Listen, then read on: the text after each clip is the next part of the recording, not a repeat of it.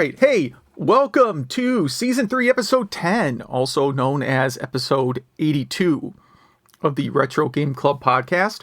My name is Hugh, and joining me is someone frantically trying to sell our first episode as an NFT, Rob. Oh, yeah. Who's going to get this? This is our retirement. I got all my eggs in this basket. Yes. Yeah. I still don't understand what the point of those things are. No one does. Absolutely no one does. The only people that understands are the people that sold them and made a ton of money before everyone realized it was a scam. Yes. But what's been going on?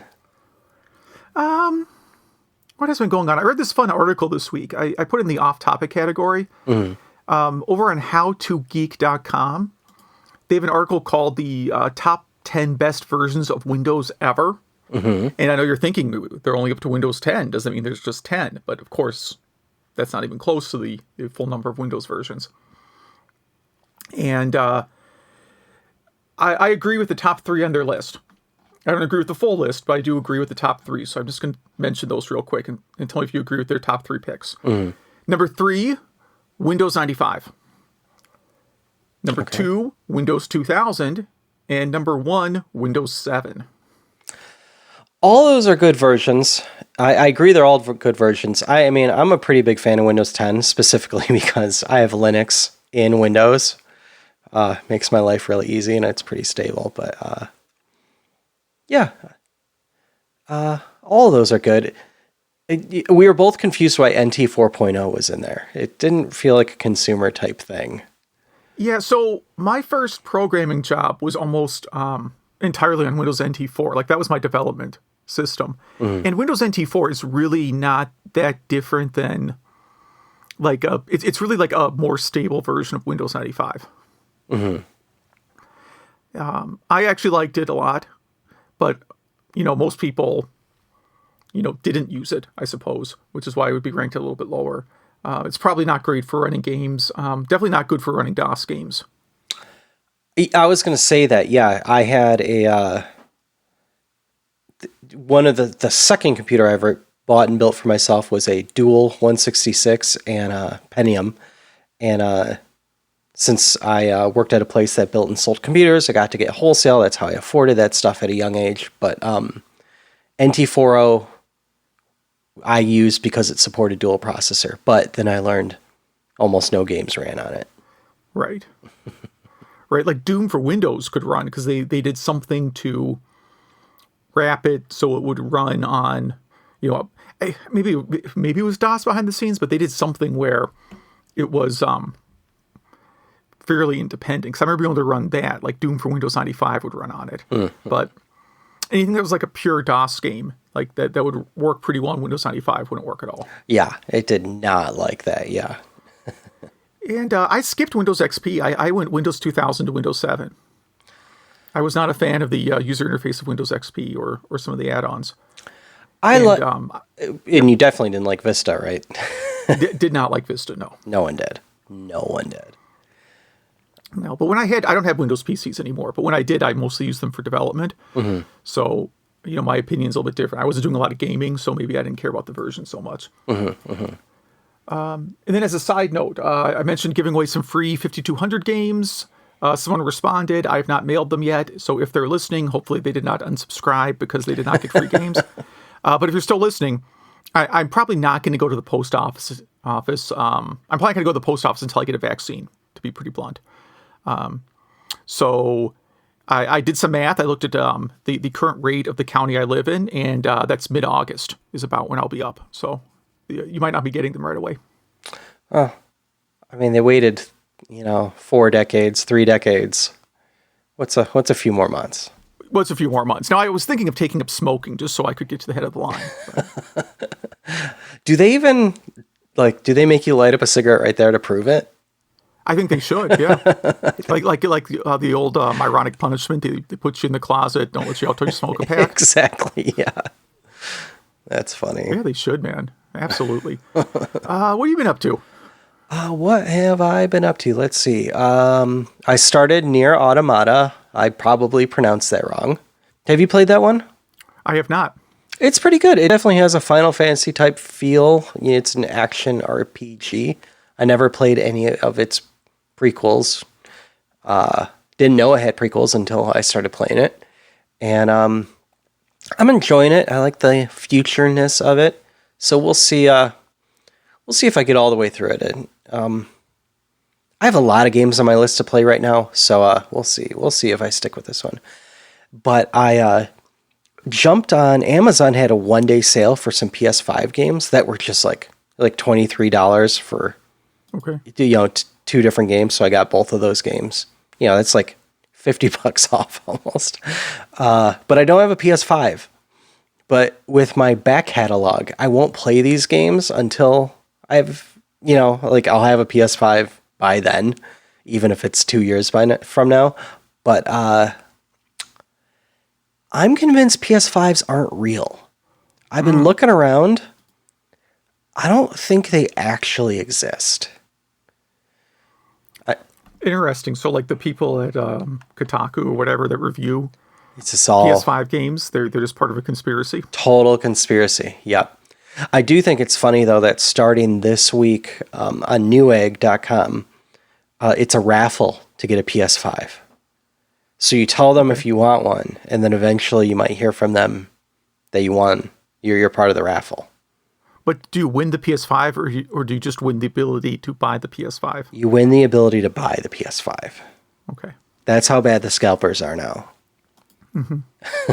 So I don't normally support capital punishment, but I am willing to make exceptions. It's got to be part of like now spam phone calls, robocalls are becoming illegal. I think this stuff should be illegal too. Mm-hmm. You shouldn't be able to just write a bot to buy that stuff. But yeah, mob justice would be fine for that too. Exactly. Yeah, I would be fine with it. But yeah, we have some news items, some throwaway news items here too. Yeah, like the first one here. Toys R Us owners, whoever that may be, want to reopen stores before the end of 2021. Oh, okay.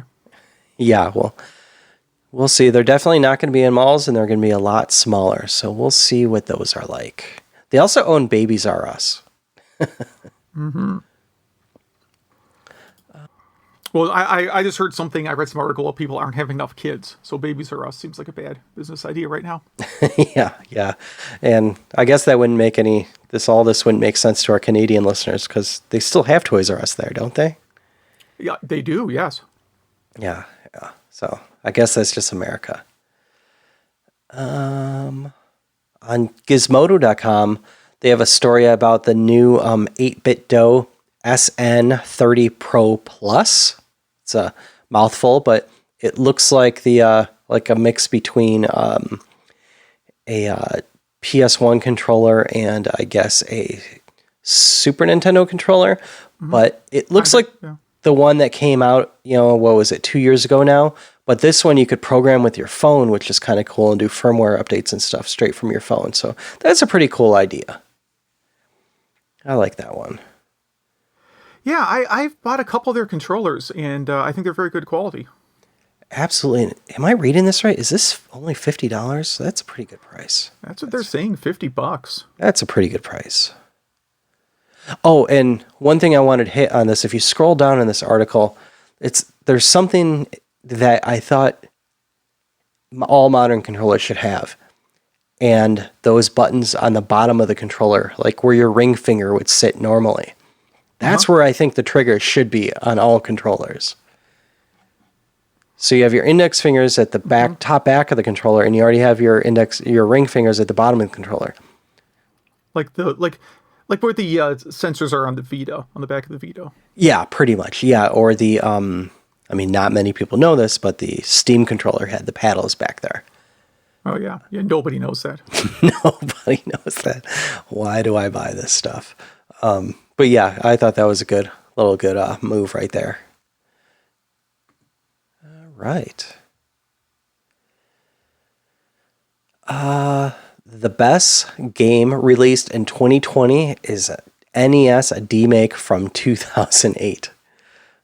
Yeah, this is about Pac-Man Championship. for NES? Yes, yeah. Which I have not played. Have you played it?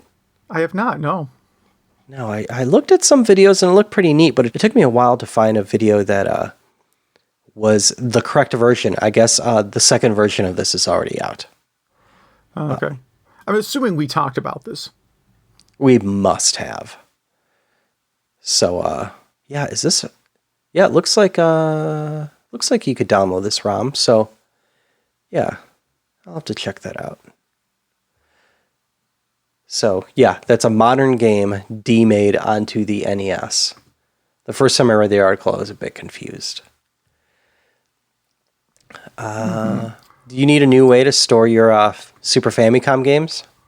No, but if I did, this is a neat idea. Yeah, how do you describe this one? It's essentially a binder that you can put.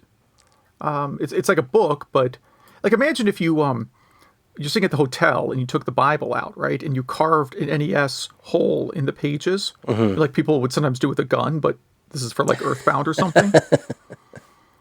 It's like that, minus the Bible part. Yeah, some nice artwork on it too. Simple artwork. Yeah. Yeah, pretty neat. They're $24 to $29 each, which... Yeah, it's funny. I have one of these for the Atari 2600. Really? Yeah, but it's from like 1982 or whatever. Nice. Yeah, it's like somebody made an Atari branded kind of faux leather case exactly like this to put 2600 games.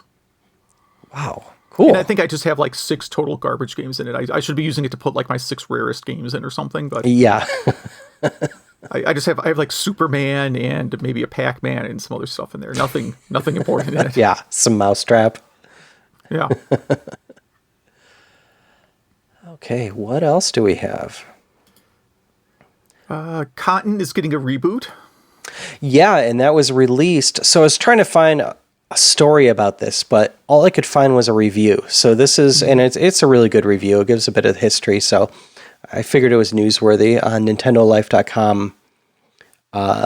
Yeah, it's I guess it pretty much just has new assets and a few quality of life updates for Cotton. That was originally on the PC Engine, and now it's on the Switch. So it got pretty glowing reviews.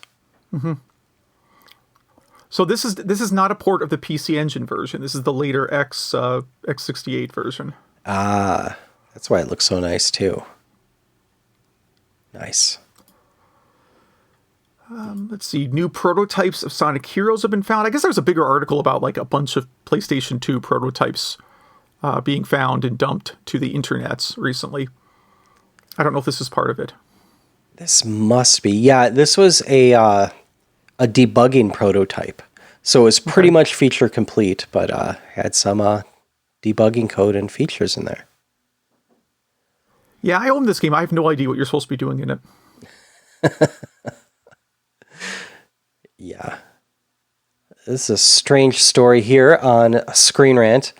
The head of Xbox, Phil Spencer, does not understand the Nintendo 64's controller. Yeah. Okay. I think he's not alone. Yeah, I mean... Much better for digital control games than analog control games. What do you mean? I mean, games where you use the D-pad to move, it's a really great controller. Because I use it mostly for, like, emulators. Mm-hmm, mm-hmm. Games with the analog stick, I don't know if people know how to hold it. Like, if you have really big hands, it's easy. You can just hold the outside grips. But most people, I guess, are trying to hold the middle part. Mm-hmm. Yeah. Wait, how do you hold a Nintendo 64 controller? Yeah, I hold the middle part and the side, yeah.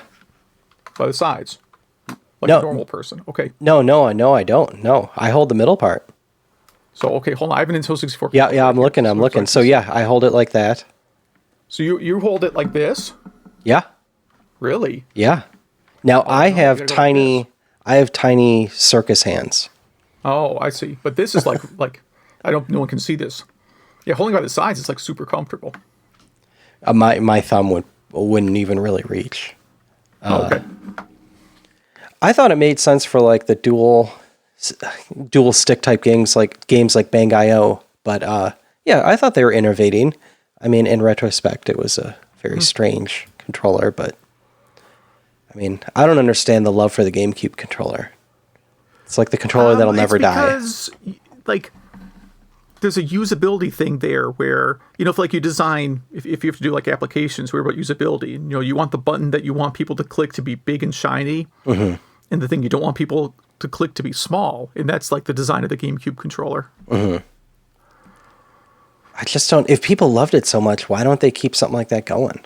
I mean, they keep that controller going, but why change? My problem with the GameCube controller is if you tell me if I'm holding the controller and you say press the A or B button, I'm fine. If you say press the X or Y button, I can never remember which one of those buttons is X or Y. Yeah, I'm with you. So that's a design flaw for sure. Yeah. We got like 3 Mario 64 stories. Yeah, so apparently for our first one, a Super Mario 64 first-person shooter parody becomes a speedrunning sensation. So have you seen any of this? No. Yeah. Oh, that's not true. I looked at a clip. So yeah, Mario 64 Mario has a gun in this, and it's a first-person shooter. Very strange, but a very creative port though. It was just made as a joke, but people really jumped on it and are having a lot of fun with it. Next one is our friends over at Hard 4 Games have a video of Super Mario 64 rendered in SGI. So this must be is this an early version of the game, like on before it was ported to Super Nintendo, like on SGI Workstation? So what they did was they took the videos and the promo stuff that was originally released before the Nintendo 64 came out, and then they found, I think they took the, I could be wrong on this part, but like the uncompressed or not scaled down SGI assets and put it in a Mario 64 mod. I could be wrong. They may have just redid them to make it look like, the SGI original renders. But apparently Tony from Hard 4 Games says this was the most difficult mod he's ever had to, I guess, install. Do you install a mod? I don't know what verb you use for when you mod your ROM. But he said, he had to go to their Discord and pretty much the people who mod Mario 64 all day long had to help him. That's how difficult it was. But he said it was pretty fun, and the video looks pretty neat. And it also brings in a lot of Mario 64 DS, like you could play as Luigi, and they added a few other little tweaks to Luigi. Even the pictures in the castle look beautiful, and I don't think it's called the Thwomp. What's the big blocky boss? I forget his name, but I'm the worst person to ask. But it has real depth to it. It's not just a square, So this is a really ambitious mod, and I suggest people to at least watch this video because Hard 4 Games are great guys, make great videos, and this is a really, really good one. And what is our next Mario 64 thing? I don't know, because I did not add any of these. Mario 64 introduces the camera as a friend and a foe. So yeah, Mario 64 kind of changed 3D gaming, kind of brought it to the next level. And they wanted to show you that some of your buttons controlled the camera, who is actually a character. And whether you think he's a friend or a foe, if you're working with him or working against him, or vice versa, him working against you. It really, it was a really creative way to start the game and kind of if you ask me, start the 3D generation, Mm-hmm. Nice little write-up in AV Club. And, in emulation news, there's a new Game Boy Advance emulator written in C# that looks like a little fun project on GitHub. Yeah, that's going to be hard to pull off. I mean, I guess computers are faster now, but getting the right level of performance out of this is going to be hard.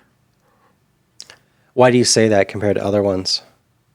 Because any code written in C# or Java has to go through a runtime. So Yeah, true. if you're trying to emulate a system, like generally speed is one of your biggest problems. And I think the best emulators are probably lower level languages. Yeah. Really cool, though. I love that they posted this right to GitHub, and it seems like for an emulator, seems like a pretty simple project to jump into. So yeah, pretty cool. Custom DS emulator adds analog control to Mario 64 DS. The story is exactly what I just said out loud. So if that's something you want. So yeah, this is in the DESMUME. How do you pronounce it? DESMUME. I would have gotten the same thing. Yeah. Emulator. So yeah, I should have put that in the Mario 64 segment, but whatever. And your least favorite story of the week. Oh yeah, this is from the Millennials Discover Things file. And this is about how Mario and Luigi are twins, a thing that I believe we first knew in 1985. Yeah, when do you think that became canon? I think that was canon in the original Mario Brothers. Really? Do they say, like, I'm going to have to research this one because I don't remember when they first said it. I know it wasn't in 2021, but yeah, it's interesting because, there's a whole new generation of kids and adults that we were there for all this stuff, but I always thought they were twins. I thought that was the point of Mario Brothers, that they were. I think I knew they were twins, but I don't remember where or how I knew that. Maybe I just assumed, I don't know. And another one on ScreenRant.com. We have a lot of Screen Rant news items this week, but Link has never been Zelda's only hero. And this is just a story about how, Link always has his champions around him, and just a little story about all of them. Little nice. Supporting characters in the Zelda series, or at least some of them. Yeah. Pretty cool article. And we have a lot more news items than I remember posting this week. That's why we're kind of powering through them. Yeah, that's good, because I have nothing to say about the next one either. What is this one? The fastest it's an way article by someone who doesn't like Paper Mario. Well, the fastest way to beat Paper Mario is to turn it off and to play Zelda instead. So this is actually like a hacking trick. This is about hot swap, about injecting Legend of Zelda into Paper Mario. Pretty much. So which one is this? Is this Ocarina of Time, I think? Yeah. So on the Nintendo 64, Paper Mario does not wipe the RAM when you turn on the Nintendo 64. So if you do something in Ocarina of Time where it fills up the RAM in a certain way, then you have about 1.5 to 2 seconds before to swap the carts before the electricity is all out of the RAM and it's wiped. And at that point, Paper Mario sees that because it didn't wipe it, and it brings you right to the credits. So it's definitely not a official any speedrun, but it's still kind of funny. Yeah, it's like a tech demo. So it's like, hey, I don't want to play Paper Mario, so instead I'm going to crack the game and swap it with a different one. Yeah. Apparently you have to play it for like 54 minutes, though. I think that means play Zelda. Okay. So, but it still beat still cut it in half, though. I don't know if I posted this or you posted this. I posted this one, yeah. Yeah, so over on nerdlypleasures.blogspot.com, they have an article about gaming on the TRS-80 Model 1, which seems like a tough thing to game on. I don't think it was a huge gaming system, but this is sort of a tutorial on how to get started and some things that you can play like a lot of early kind of text adventures and so on. Yeah. But then also like how you actually set up the hardware to be able to do this. Just because I guess apparently it didn't come with a tape drive, or maybe you have to do some special work to get the tape drive working, but there's just a whole bunch of like, technical information about assembling the computer to play games on it. Yeah, pretty much. If you got a TRS-80 at an estate sale and want to check it out, this is the article that teaches you how. Yeah, that is one thing I do not own. Yeah, I've used a TRS-80. I don't own one. They're like I don't know what they like. I guess I wasn't old enough to really understand what the marketing around them was back in the day, but they never really struck me as computers that were intended for gaming. I agree. Like, yeah. they did not have a selection anything like the Commodore 64 or Apple II. Or even the Atom. Or even the Atom, yeah. So here's a Raspberry Pi Zero article. This is someone who has put a entire ZX Spectrum emulator on a Raspberry Pi Zero inside of a ZX Spectrum cassette. Yeah. He had to cut off a few pins to fit it in there. Yeah. Yeah, but it looks really awesome. Like, I could imagine doing this with like a music cassette, and just having like an MP3 player built in or something.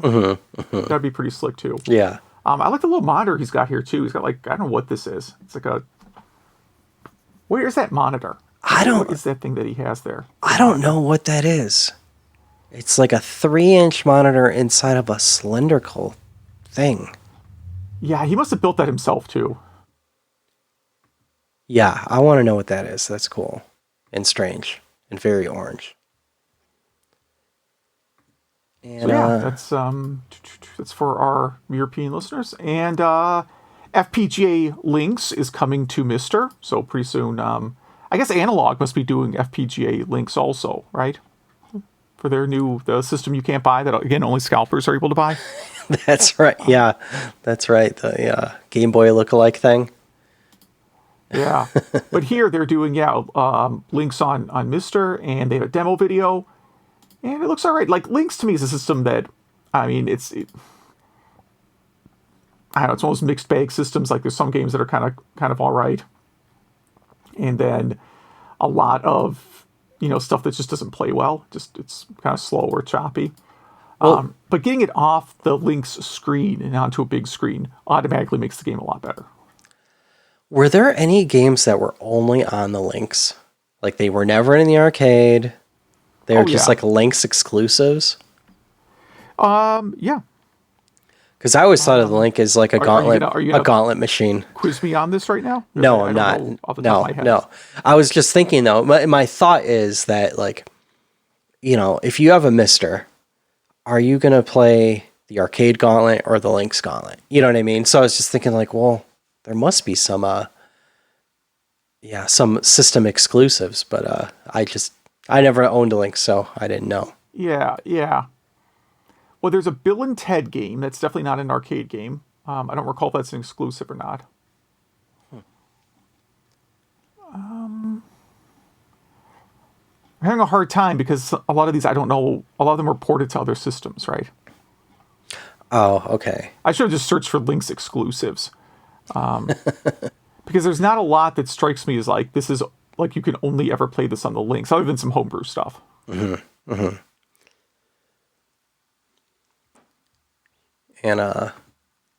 you can only play it for like 15 minutes before the batteries die anyway. Yeah. Well, I do have a power brick for my Lynx, so I can play it forever. Nice. I think I mentioned that last time, like on a previous episode, like Atari knew you weren't going to be taking this Lynx anywhere because the power cord has like a 12-foot long cable. Yeah. That is convenient, though, that they did that. Like, they know. Because so many other power cords are like 3 foot, Yeah, no, this is definitely like you can plug this in the outlet, like behind the couch, and take the Lynx all the way off to the corner of the couch, and you'll be fine. Yeah. Yeah, exactly. Yeah. I I think my favorite article of the week is that we're getting a new 90s style Teenage Mutant Ninja Turtles game called Shredder's Revenge, made by the guys from Streets of Rage 4. The .emu, I don't know how you pronounce it, guys. Developers. Yeah, absolutely. I'm excited for this one. I'm going to get this one right away. This looks great. It's pixel graphics. Looks like it's actually a sequel to Turtles in Time. So I just think that's awesome. Yeah, it's probably one you could hook on the TV, and your kids would probably like. Your kids don't know who the turtles are, but I think they would still find the game fun. Oh, totally. Yeah. And I think it's really cool that they get Mike Patton from Faith No More to do the theme song, and he did it pretty faithfully. Yeah. No pun they intended. could have got like the original singer from Faith No More if they wanted to go really out there. That's Courtney Love, isn't it? No. I think that was I think she claimed she was in Faith No More, but the rest of the band has denied that ever was a thing that happened.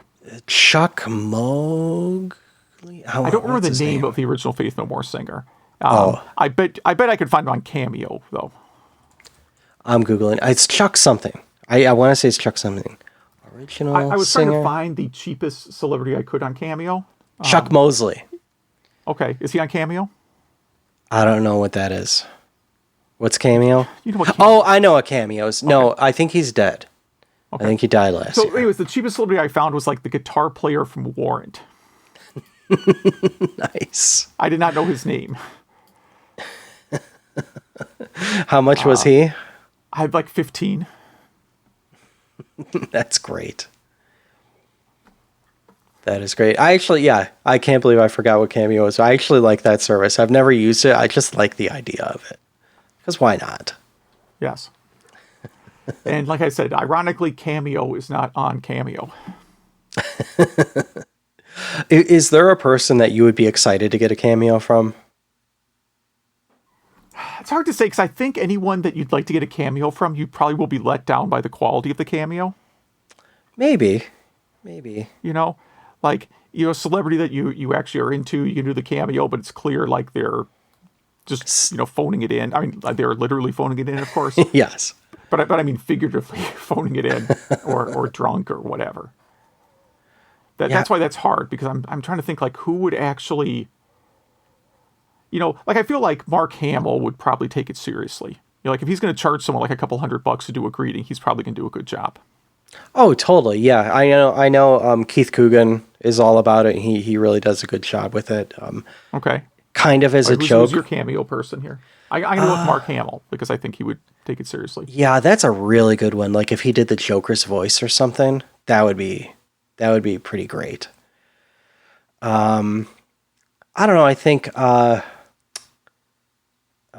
George Takei would be pretty good. That'd be a good one. Yeah, that's the only ones that come to mind right now. But yeah, my wife got one from, it was some Gossip Girl or I don't know, one of those 2000-something drama shows on TV that her friend got her as a birthday present, kind of as a joke. But the guy like got out of his guitar and like he sang a song with her name in it and stuff. And I was like, wow, this guy spent some time on this. Okay. So yeah, some of them take it seriously. The guy that does like all the movie trailers, the movie trailer guy, whatever his name is. yes, or get the movie phone guy. yeah, you can get them to do one too, which I assume is pretty good quality. Yeah, that is a good idea. Yeah. Yeah, more like they should get more like video. I'm sure all the video game and anime voice actors and actresses are on there already. Oh yeah. There's got to, if not, there's a different service that has that, like a Crunchyroll type Cameo. If you want us to do a Cameo, it's not going to be good. No, yeah, just splice our voice, do like a deep fake from our voices from this podcast. How about this? One episode after we're done recording, I'll just do like 5 minutes of me giving out different greetings and congratulations. And I love that. I love that. You know what? This is off topic, but it made me remember of something amazing. When Snakes on a Plane came out, or was about to come out, there was a promo where you call this. No, you went to their website and you picked out of a list of names. You picked from a list of names. They had like 1,000 names, or maybe 100. I don't know. And you could pick from like 50 to 75 different hobbies people could have. And me and my friends were just sending these to each other, because then you would put your friend's phone number in there, and it would be Samuel L. Jackson calling your friend and saying, hey, Hugh, put down those computers and go see Snakes on a Plane. And it was just awesome. And that was actually mine. Mine was Rob and put down those computers. So it's just, they just spliced to get Mad Libs, but with pre-cut Samuel L. Jackson. Yeah, so he was just in a studio saying like 1,000 names. Okay. But you could put any phone number in there you want. It was awesome. Yeah, that seems like a good way to harass someone too. Totally, yeah. So anyway, yeah, that was our Snakes on a Plane cameo segment. Which I've never seen, and in all likelihood I never will. There's no reason to. Yeah, that's all. Well, let me guess. Samuel L. Jackson's on a plane, and there's some snakes. Yep. And eventually they get rid of the snakes. That's it. Spoiler. Okay. Spoiler. They should really make a sequel and just make it like exactly the same. Like it's his return trip from wherever he was flying to. Okay. I wouldn't know if this is a topic. I just feel like it's a question people would ask us, but there's a Gizmodo article called "I Miss My First PC," and it's just kind of an homage to this guy's first PC and how during those times you didn't really think about megahertz too much. You really didn't think about hard drive speed and RAM speed and frames per second. You just kind of played your point and click adventure on your PC. Now, this is definitely newer than my first PC, but this is like it looks like a Gateway 2000 Windows 95 PC.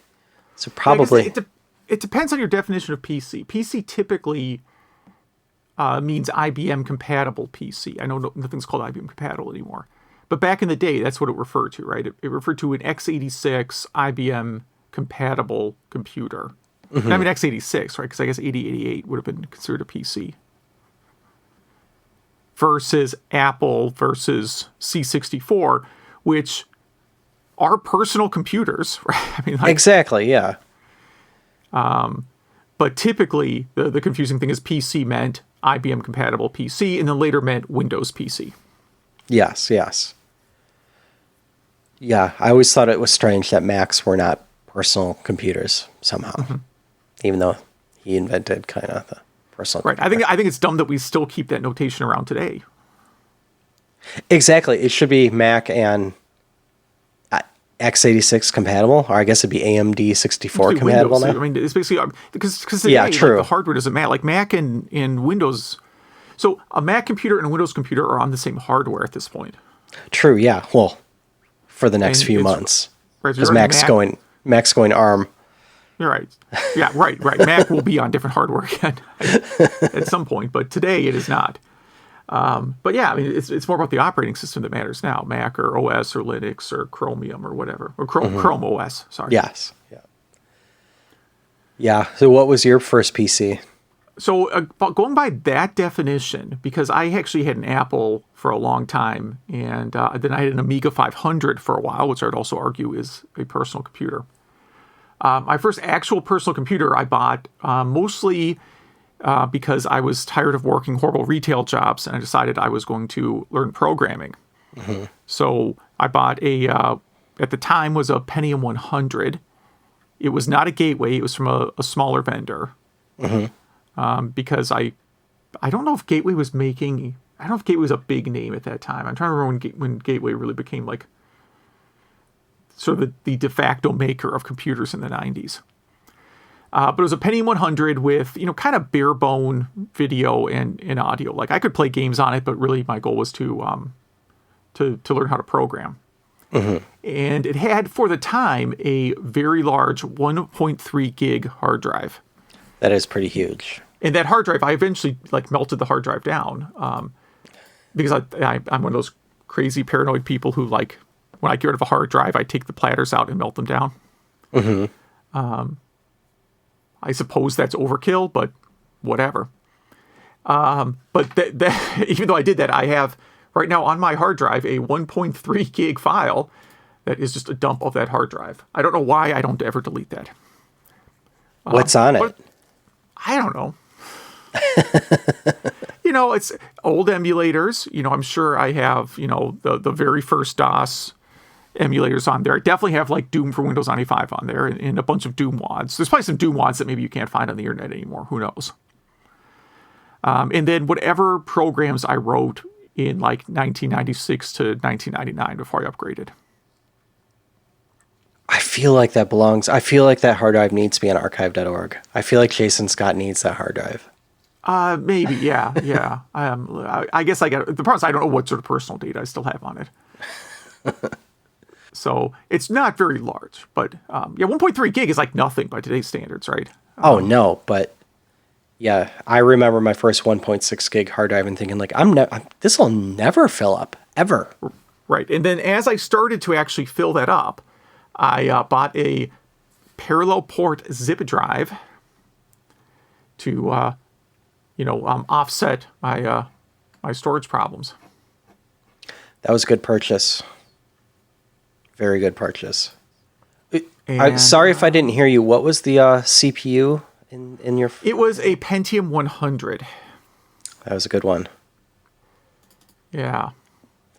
That was one like the 486 DX for a little bit less, but I knew that would eventually be obsolete. Yeah, the 100 just felt so fast, especially with stuff like Doom. It just felt so fast. It was very fast, yeah. And I had Netscape 1 or 2 on there. Did have an internal modem, so I did actually splurge a little bit to get the internal modem instead of external modem. But yeah, I mean, I mostly taught myself, C++ and Visual Basic Programming on that computer. And now here I am today, doing whatever it is I do with computers. Well, put those computers down and watch Snakes on a Plane. Yes, that is what I'm going to do. How about you? What was your first PC here? So yeah, I won't go into. This isn't my first computer, but for Christmas, my dad traveled a lot, so I think he had a lot of. I don't know if it was credit card points or Marriott points or whatever points, but I think he was able to use them to buy a family computer, and it was a Magnavox Head Start 386 SX with 640K. Oh no, it had 1 meg RAM and 40 meg hard drive and a 2-speed CD-ROM with the caddy and everything. So that was the big deal with that computer, and it came with a stupid encyclopedia on CD that didn't really make it that multimedia. If you looked up Abraham Lincoln, it played like a little audio of his speech, his Gettysburg Address or something like that. I don't know. Maybe if you looked up a lion, it had a lion roar. I don't know. I jumped from my first computer, the first family computer, to that one and really dove in. And one of my greatest memories is saving up a ton of money and in one day buying Civilization and Space Quest 4 in the same day and just having it was just the best few weeks of my life, really diving into both of those games. And I still wasn't a very good programmer then. I was teaching myself Turbo Pascal 7, I think. And because that's what a lot of bulletin board systems were, and I ran my first bulletin board off that. And eventually needing more space because of that. So I got a hard card, an 80 meg hard card, which was like a PCI hard drive that had, spindle platters and everything in there.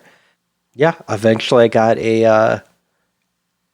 I was probably the most boring son to buy stuff for, but I convinced my dad to get us 4 megabytes of RAM eventually and a math coprocessor for it, the 387 chip, which I don't even know if games actually used it. I don't know if I actually had any benefit from it. But yeah, it was a computer you bought from Sears, I'm pretty sure. Sears or Montgomery Wards. I can't remember where Magnavox was sold. Yeah, I used it for a long time until I saved my money and built myself a 4666. But I think listing all of our previous computers is a totally different episode. Yeah. Well, the problem is I wouldn't necessarily remember. I mean, I know I upgraded to a newer computer in like maybe 99 because by then Windows 95 was getting kind of old and I was actually not working as like a real programmer and I wanted like a better computer. Mm-hmm. And that computer had let's see here. I'm going to go with 11 gig hard drive because I have 11. Also a disk image on my hard drive called 11 gig Windows hard drive. I don't remember 11 gig drives. I don't know, man. I don't know if I got an 11 gig drive either. And then my next computer had a 41 gig hard drive. And then after that, I just copied the hard drives are now too big to save as like a single image file. Mm-hmm. Well, I mean, they aren't anymore, but like, I don't want to get into like a file system debate here, but now I just, when I buy a new hard drive, I just copy the contents of the hard drive over instead of snapshotting the image. Yeah. Those were the good old days. Computers were definitely simpler. And now we can have 30 of those running in a virtual machine on our current desktops. Yeah, I mean, I can boot that old Windows 95 computer. That's awesome. On, in virtual machine. Virtual PC, which Microsoft really doesn't make anymore, worked a little bit better, but I think it runs in VirtualBox just fine too. I don't know what I would do with it. Again, maybe one day I'll write an article where I go through and look at this 20-something-year-old hard drive. Yeah. It's likely to mostly just embarrass me, is my guess. I don't know. You might find some cool programs or something in there. Yeah, the Doom mods are what I'm interested in. Yeah. Maybe I have a Doom mod that got pulled from the internet because it was, I don't know. Someone horrible created it. I don't know. Yeah. I'm trying to think why Doom mods would disappear from the internet. I don't really have a good reason. Well, should we yeah, this is a quick fun topic down memory lane. Should we go into some game club? Yeah, let's do it. All right. Mine's listed there first. I guess I'll jump in. I did RoadBlasters, and so to preface this game had a beautiful cabinet in the arcade, but I did not play that this time because I was just busy this week. I loaded up my MAME ROM for it, and it just wasn't working right. I just didn't have time, so I played the Genesis port, which was fantastic. But yeah, this is a 1987 game from Atari Games. US Gold did some ports, and Tengen, I think, did the Genesis port, if I remember right. But you could also get this on Lynx, which I did not play, NES, Amiga, Atari ST, Commodore 64, and the Speccy, and Amstrad. Anyway, I would say this is I guess I would say Spy Hunter-like. So you are in this race car that has guns, and there are 50, I don't want to say tracks. Oh, it's 50 rallies is what they call it. And you have to get to each goal line before you run out of fuel.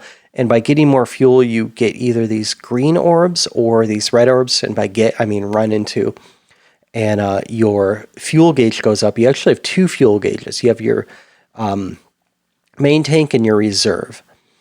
And yeah, you have a gun on the front of your car, and you're shooting all these other cars for, I don't know what the story is. I read some crazy, I don't know if it was lore or from the real manual about what the story of this game is. It's so crazy, I'm not going to talk about it on this podcast. It's almost like... It's not just like some futuristic death race thing? No, in fact, it read exactly like a QAnon manifesto. So I'm just not, really? yeah. So I made the editorial decision to just not talk about that. I Well, do you found think maybe that's what the conspiracy is based on? Do you think this whole time it's been someone LARPing RoadBlasters? it, yeah, it might be an ex like Atari like programmer or something. But anyway, if you want to find that, I just Googled RoadBlasters Genesis Manual. But and it was one of the first I'm ones. going to be reading that right now. Hold on. But so yeah, every once in a while a jet will fly over you and it throws down an upgrade, whether it's a faster gun, a cannon, or something that makes you drive a bit faster. And yeah, the idea is to get to the end of each rally before you run out of fuel. And you run out of fuel by either, well, just by not getting enough of those fuel orbs. And so you could crash as much as you want, but that takes up your fuel. So you don't want to hit any of those oil slicks or projectiles or anything like that. Yeah, there was an ending in 1987. There was an arcade promo where if you beat all 50 rallies and I guess sent a picture of your name and the score at the end, something like that, Atari would send you a T-shirt, I think. I think it tied into Matchbox somehow. I don't know. But yeah, you could get this game on a few different collections. And like I said, it was ported to a lot of things. And I had fun with this one. It had cool sound. It seemed like a great port. I watched videos of the Atari arcade version of this, the original arcade version. And yeah, the Genesis port was great. Obviously, the sound in the Atari arcade cabinet was a little bit better. In fact, this one has a what's it called? It's the part of the main ROM file, the chunk of data, I think. Anyway, so there was a lot of data in there for the audio and stuff like that. But I would definitely give this game a play. It got mixed reviews back in the day. I don't know why. Maybe some of the other ports were just really horrible. The NES port isn't great, but it's still fun. One thing I didn't remember, or I guess realize, or even think about before doing the bare minimal research we do for this podcast is the villain in Wreck-It Ralph. The game he went turbo from was RoadBlasters. And I just never thought about that. I've seen that movie 100 times. So, But he's not in the game. They just use that game. Yeah, Basis. And that's what got me looking for the manual to see if there was any reason why they would have picked this game. But, to see if there was any mention about Turbo or King Candy for some reason. But really, really strange. So what are your thoughts on this one? Well, I'm still trying to find the real manual. I saw that page that has a text dump of the manual, but that can't be real. That looked wacko, right? Like a person who's not right in the head wrote that, right? Right, but it references events that I'm not sure happened by the time this game came out. That's what I'm talking about. Yeah, so that's what I'm thinking. That has to be fake. That can't be the real manual. But why for RoadBlasters? It makes no sense. Fascinating. Just fascinating. I'm trying to Google image search to find it too. I can find the manual in Japanese, but that's not really super helpful to me here. So I originally played RoadBlasters years and years and years ago because it struck me as being Spy Hunter, but from a different viewpoint. And I liked Spy Hunter a lot. And that's kind of what it is, right? It's it mechanically is like Spy Hunter, but, first person view. And that's what was fun about it for me. It's a very hard game. I played the NES and the Genesis version. I have the arcade version on one of these collections by me, but I didn't get around to playing the arcade version. The NES version arguably controls better than the Genesis version, but does not look very good. Its sound is bad. The sound is awful. Yeah. Yes. Yeah. It's not nearly as good. It doesn't look as good as Rad Racer, which came out years before. You're very correct. Yeah, I'm surprised that made me just think about. I was just thinking about how it sounds like a 7800 game. So why did this not come out for 7800? The system was dead by then. True. Right? Yeah. So I was not. I thought it controlled really well though. Like the play control is really good. The Genesis version, it's really hard to control. It looks great. It looks almost identical to the arcade. Maybe not almost identical, but it looks really good. But the controls take a little bit longer to get the hang of. Like the stage where like motorcycles start appearing, it's really hard to avoid the motorcycles. It's hard to hit them with the gun too. Yeah. Yep. Yeah. I wasn't even trying to shoot them. I was trying not to die the entire time. But it's a good port. Like I would not have been disappointed unless this manual was actually the manual. Yes, or this game should be banned. But it's landmines really got me. Those landmines were hard to see where they were coming from, and yeah, I would definitely recommend this one though. It is a difficult one. This would have been a fun 32X port for sure. Yeah, it would have. I'm looking here, like the Genesis version came out in like late 91. Wow. So all the ads are in like late 91.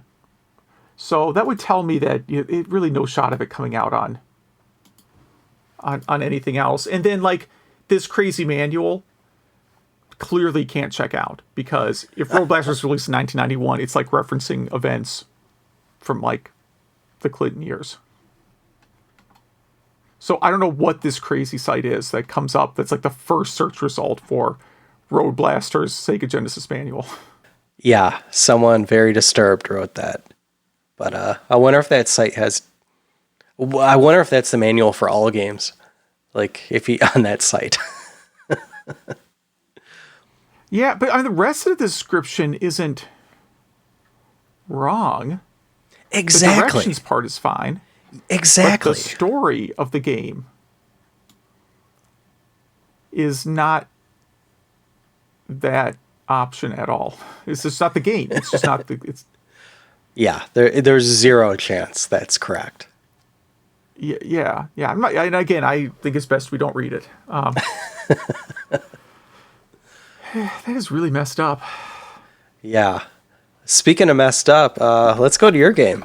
Yeah, this is a good kind of messed up. Yes. So I did Katamari Damacy, and I actually in the past week played Katamari Damacy re-rolled on the PlayStation 4. Because that's just a really good version of the game. And I hadn't played that one. I have played the original. I played We Are Katamari. The first Katamari Damacy game I played was actually the PSP one. That's a great game.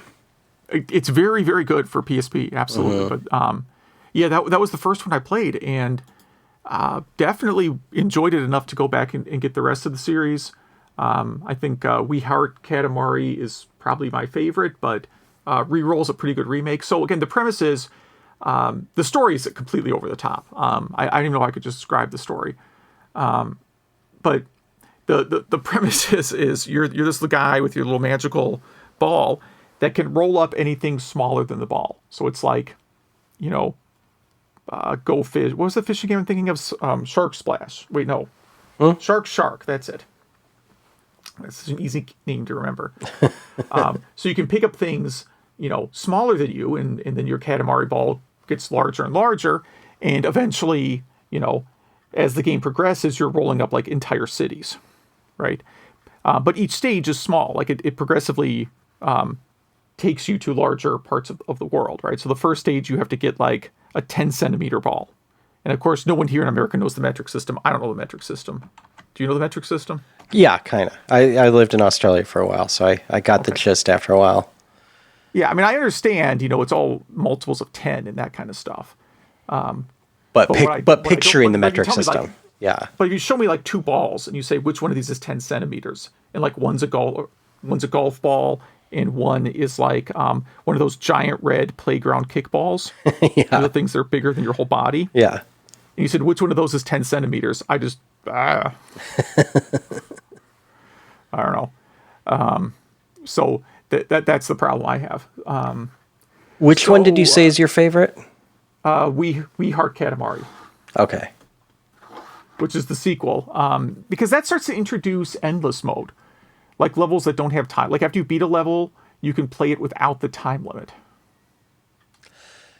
Yeah, that's one thing. Everyone wanted that one, so I played Reroll on the Switch.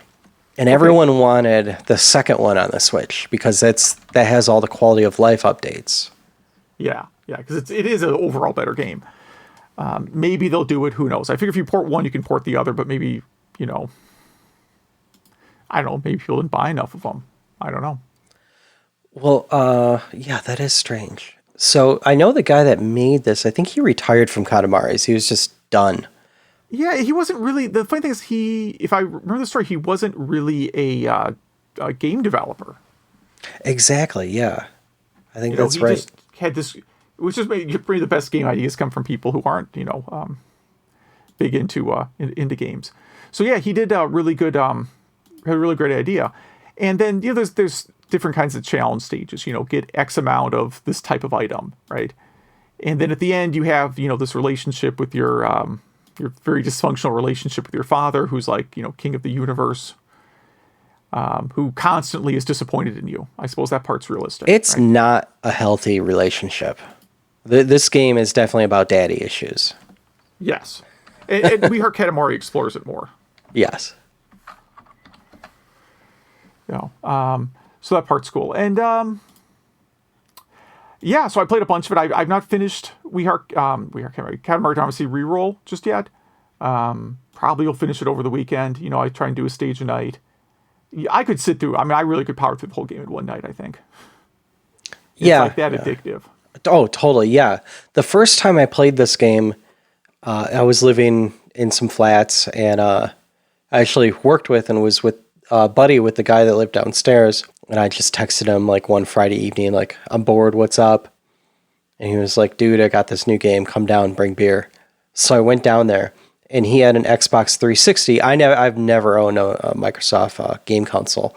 He had an Xbox 360, and he just got Beautiful Katamari, which I have never played since then, but I've been wanting it to be ported everywhere. And because, spoiler alerts, when you get to the end, and tell me if there's another game that does this, because I'm pretty sure you can't in Reroll, because I tried. The last level, you could get so big that you roll up the whole solar system.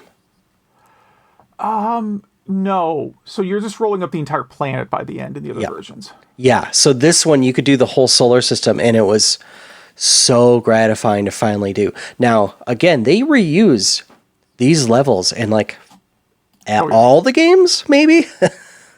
There's a lot of reuse. I mean, I mentioned playing the PSP game first, and the PSP game is like, a best of, if that makes sense.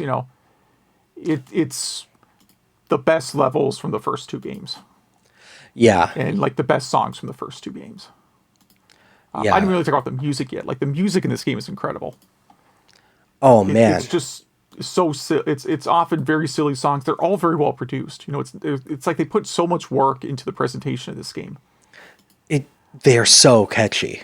So catchy. Yeah. They'll be in your head for days. And the Vita one, Touch My Katamari, that's a really good one too. Yeah, that's kind of my least favorite. It seems like the shortest, at least. Oh, definitely. Yeah. And it has that mechanic where you use the back touchpad to squeeze the ball to kind of make it an odd shape to fit through some certain parts, but they didn't really explore that mechanic much. I'm kind of glad they didn't, because I don't know if it needed it, but yeah. Yeah. I never used it outside of the tutorial level where you have to use it.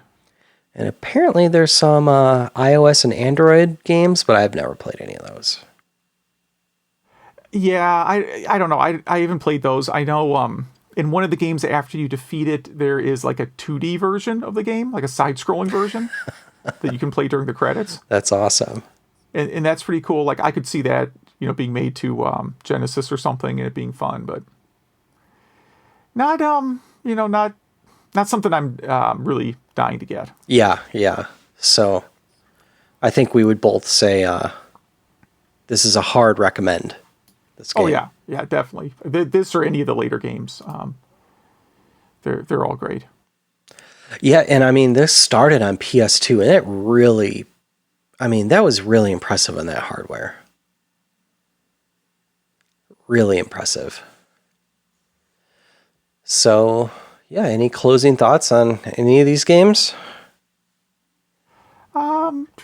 No. I mean, like I said, would just really, really recommend both of them a lot. Yeah, absolutely. What are you going to play next?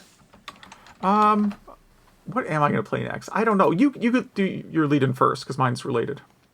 Okay. I chose Panzer Dragoon because I got it on the Switch and I never really got to play it when it came out. And it's a super expensive game. So now you could get it for cheap. What do you got? Since you were talking about now I of course was thinking Sega Saturn. I'm going to pick a Sega Saturn game, but it's also a multi-platform game, and that is Sega Rally Championship. I don't know why I can't pronounce that. It's on Arcade, Saturn, Game Boy Advance, which I'm really curious about now, and Nokia N-Gage. I bet that's great. Too bad it's not on the game.com. Yeah, too bad. So yeah, if any of our listeners play, RoadBlasters, Katamari Damacy, Panzer Dragoon, really any, there's like 3 or 4 of those games, right? Or Sega Rally Championship, or have any, retro news, anything cool you're doing, you want to tell us about your first PCs, we love to hear from you. That's why we're here, to play the games with you guys. Email at retrogameclub.net. That is email at retrogameclub.net. Or hit us up on Facebook, facebook.retrogameclub.net, or on Twitter at RGC Podcast. And Zach takes care of all the socialness for us. He's our social butter. If you have the original RoadBlasters for Sega Genesis, if you could scan that manual with the description of the game, the story of the game, I would be really curious to hear that. Yes, oh my gosh, yes, absolutely. Please, that's a great one. But yeah, we got some nice emails here. I'll take this first one. It's about written from Carl. Thanks, Carl. He's talking about his first computer he bought himself in 2001 from a family friend by using some after-school job money. He did a lot of upgrades from some assistance from his scoutmaster who also worked IT. He did IT at Adobe. That's awesome. So yeah, it's a Pentium 2, 333 megahertz, 128 meg RAM, the 4 meg Diamond Stealth card, which I think everyone building PCs had back then, and the coveted 12 megabyte Voodoo 2 3D accelerator that you needed for Quake and Doom, and a 20 gig hard drive, going big. Wow. This was a very expensive computer for the time. Yeah, he looks like those are some good upgrades. And he played tons of Quake and Unreal, and eventually had to get a second phone line in his bedroom, so he stopped making his family nuts with hogging all the phone time there. And then a friend of his got him into Icewind Dale, which I don't know that one. Have you played that? It's funny, I own it. It's a PC game. It's based on the same engine as Baldur's Gate. Okay. But as you know what I'm going to say next. Haven't played it. Yeah. It's on the stack. It's right there. I'm looking at it right now. Yeah. I liked the idea of the setting a lot. Which is why I probably picked it up used. I mean, I definitely didn't buy it new because I don't buy a lot of PC games. And at this point, I'll just wait till it's remade on the Switch to play it. Like I really liked Baldur's Gate a lot. Mm-hmm. Then I got Baldur's Gate 2 and then never played it, and then they remade it on the Switch, and now I'm like, all right, now I can play Baldur's Gate 2. Yeah. Yeah. I'm with you on that one too. I think I got that on a Switch. Oh, I'll look sometime. I'm sure it'll be a Game Club game eventually. But yeah. And then he ends it with later that year, he discovered Glide 64 plugin for the Project 64, so he could emulate Nintendo 64 games at almost full speed. And so he played a lot on Mario 64 and Ocarina of Time over Thanksgiving break. Sounds like an awesome time and a great memory. Yes, I have very similar memories, so I'm with you, Carl. Oh, wait, I skipped ahead. Eric from the Pacific Northwest. He says this is a very long one, but it actually isn't. He says, a few shows ago, we talked about educational games like Carmen Sandiego. and then asks if we have a favorite educational game. Do you have one? It probably is Carmen Sandiego. That's almost certainly my favorite. There was, I forget if it was a NASA game or what, but there was a collection. It was a collection all in one floppy of, I forget who it was from, but one of the parts of it was to make the rocket ship fly to the moon, and you just had to compress the gas enough. Okay. Like the molecules are bouncing around the screen, and you have to catch them all in one spot, so there's enough pressure to get it all the way to the moon. I just remember having so much fun with that one. Okay. Yeah, I mean, for me, it's like, what do I voluntarily play? Like, what would I actually fire up and play? And Carmen Sandiego and I guess Oregon Trail are the only two that I ever go back to. And Oregon Trail, I kind of don't go back to very often. But Carmen Sandiego, part of it is like just, it's kind of cool to see, like, to see if you can remember countries that don't exist anymore in some cases. Yes, yeah. But honestly, like you know, they made a North Dakota variant of Carmen Sandiego. I think you could take that game engine, and I know I talked about it like 2 or 3 weeks ago. You could just plug anything into that, and it would be good. So that one's really good. And he says Word Munchers or Oregon Trail is his favorite, and is curious if we played the modern versions of Oregon Trail, and I have not. I have the thing you could buy from Target a while ago, but I only played it for a few minutes and then I got busy. So, and then he asked about the other Learning Company games like Treasure Mountain, which was out in the mid-90s. These are games I remember from working in the game store because we sold all these things, so I did not play them because I was well past the target demographic, if you will, for those games. I will say, like, later on when, you know, my kids were old enough to start getting into the computer, I got them a couple what were at the time modern-ish educational games. And most of those are more like interactive fiction games. You know, they're sort of like either they're an interactive storybook or they're, you know, the putt-putt games, which are really just like, you know, a LucasArts game, but for children.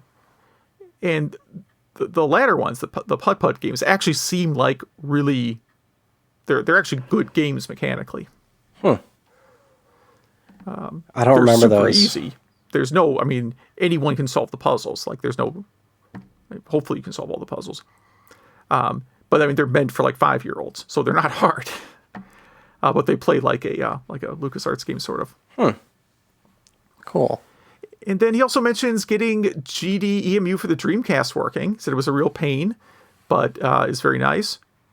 And then in a state sale they went to in 2018. Oh, he mentioned that to us in a previous email. Yeah, he's still looking for those photos. Yeah, man, that GD-EMU is great. It's a game changer for the Dreamcast. Yes. Well, cool. I'll grab this next one from Jason from New Zealand. I think this is our first New Zealand email. So hello, Jason. Welcome to the show. He spent an evening with RoadBlasters on MAME. It's his first time he played it, and probably because he had an Amiga as a child, and the Amiga port was awful. But the arcade version was very fun, smooth graphics, and he loves the Gauntlet-like speech samples. Yes, it is very Gauntlet-like. That's very for the time of Atari. Oh yeah, he mentioned something I forgot to mention, is the multiplier mechanic. So it rewards you for shot accuracy. So how that works is every time the counter starts at 0 and it could go up to 10 as a multiplier. So every time you hit something without missing, the multiplier goes up 1. But every time you miss, it goes down 1. So by the time you get to the end of the rally, you want to have hit 10 things in a row. Okay. Pretty interesting. And I didn't know that till very recently, so I was just holding down holding on fire the whole time. But yeah, he could pretty much get to stage 5, but not really past that. But he says he would return to it, so that's awesome. I'm glad you enjoyed it. I hope you play the other games we suggest, and I hope you email us more. Thanks so much, Jason, Eric, and Carl, for those emails. Yeah, thank you. And what's the email address again? It is email@retrogameclub.net. And email is retro. That's why we use it. Yes. And also, and But Zach is on social media. What did he post here? It's 2001. You spec'd out your gaming rig. What are you playing it on? Or what are you playing on it? Yes. So what do we got here? Jim from the Pie Factory, another great podcast, played some Katamari that he got at sale on GOG or Humble Bundle. And he never owned it on PS2, but still wanted to play it. What else do we have here? A few people trying Katamari for the first time. Some again, love for We Love Katamari. And then someone shared a little article with us. Did we put this in the show notes for next episode? Do you want to talk about this next episode? Oh, I didn't see that. Yeah. So, I mean, we could talk. We can mention it now. But what is this? Reverse engineering NES Tetris to add a hard drop. So, French Pet sent that to us. Yeah. So that might be either at least a story, but hey, that might be a good topic. Let's make it work like the Nintendo version work sort of like the Tengen version. Yeah, that's cool. Well, cool. All right. I think that wraps up, what was that, episode 82? Could be, yeah. Who knows? Episode 5,000. Yeah, I think it's episode 82. That sounds right. Yes, episode 82. Sorry. Cool. All right, and remember. Scroll back up to the top of the show notes to get the episode number. And remember, if you have a scan of RoadBlasters for Genesis manual, we need it. In English. Yeah, in English. Yes. Unless you speak Japanese and you could tell us what it means. What it says, yeah. And don't Google this manual. No, you will go down probably a QAnon rabbit hole and you might not come out. Yes. That was one of the strangest things I've ever read. Yeah. So I guess let's just end it on that really awkward note. All right. So thanks for listening. Thanks, everyone.